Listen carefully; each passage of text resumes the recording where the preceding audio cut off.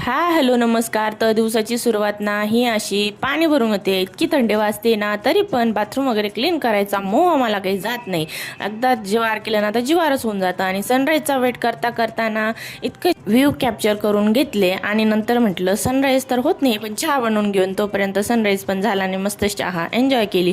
आणि आणलं बरं का आमच्या आई मामानं हे मस्त असं एअर मफ, आणि ना हेच ते वाजवून देणं चालू होतं. आम्हाला कोणी आणो ना आणो, पण आमचा मामा न सांगता आमच्यासाठी वस्तू घेऊन येत असतो. आणि नंतर घरी आल्यावर ना सोयाबीन वड्याची भाजी बनवायला घेतली. आता ही ना मी फर्स्ट टाइमच ट्राय करणार होते.